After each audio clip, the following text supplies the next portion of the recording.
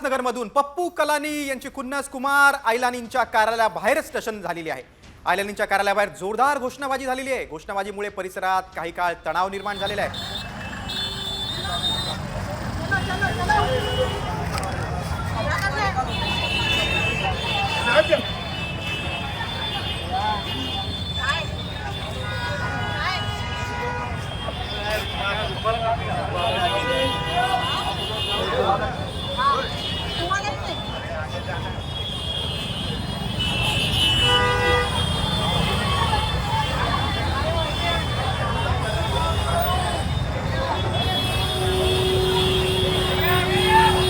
आपण बघतोय पापडी खात कशी खुन्नस देण्यात आलेली आहे पप्पू कलानी विरुद्ध कुमार आयलानी।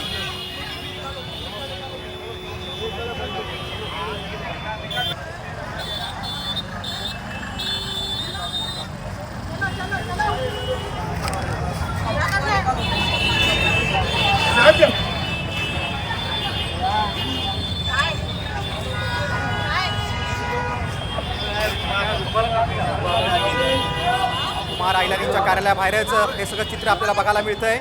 अगदी कार्यालयासमोरच दोन्ही पक्षाचे कार्यकर्ते आमने सामने आले होते। पप्पू कलानी विरुद्ध कुमार आयलानी। उल्हासनगरमध्ये खरं तर हे टशन बघायला मिळालेलं आहे। पप्पू कलानी विरुद्ध कुमार आयलानी असं या ठिकाणी हा वाद खरं तर बघायला मिळतोय। खुन्नस सुद्धा या ठिकाणी देण्यात आलेली आहे। कुमार आयलानी यांच्या कार्यालयाबाहेरच हा संपूर्ण प्रकार घडला। आपण अधिक माहिती घेऊ, आमचे प्रतिनिधी अजय दुधाने आपल्यासोबत आहेत। अजय, आपण बघतो की अगदी पप्पू कलानी विरुद्ध कुमार आयलानी आमने सामने आले। आता सद्यस्थिती कशी आहे? काय तणाव वगैरे आहे का?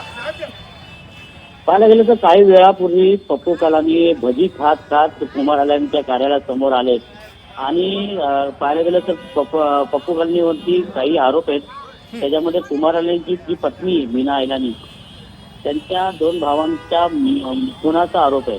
त्यामुळे ते पूर्वीचे वैर आहेत आणि त्याप्रमाणे आज पप्पू कलानीचं एक नाव प्रसिद्ध आहे, सुप्रसिद्ध टाळा प्रेम त्यांना म्हटलं जातं आणि आता ते काही दिवसापूर्वी जामिनावरती बाहेर आलेले आहेत। त्यामुळे पाहायला गेलं तर त्यांची दहशत पूर्ण उल्हासनगरमध्ये आहे आणि आज ते भजी खात खात कुमार आयलानींच्या कार्यालयाबाहेर आले आणि कार्यालयाच्या बाहेर आल्यानंतर त्यांनी भजी खात खात त्यांची बहीण समोर आली त्यांच्यासमोर की तू इथे का आला असं तिला त्या पप्पू कलानी केलं। पप्पू कलानी काही उत्तर दिलं नाही आणि फक्त बघितलं त्यांच्या कार्यालयाकडे आणि त्यांच्या माणसांना याची शूटिंग करा आणि ते निघून गेले। त्यानंतर तिची घोषणाबाजी झाली भाजपच्या म्हणजे कुमार आयलानी यांच्यातर्फे यांच्या ज्या समर्थकांनी जय श्रीरामच्या घोषणा दिल्या तर पप्पू कलानी यांच्या लोकांनी पप्पू कलानी जिंदाबादच्या घोषणा दिल्या आणि त्यानंतर पप्पू कलानी निघून गेले। मात्र काही वेळ निश्चितच अजय, आणि पप्पू कलानीची आजही उल्हासनगरमध्ये दहशत आहे हे दिसून येते। तुम्ही सविस्तर माहिती दिली त्याबद्दल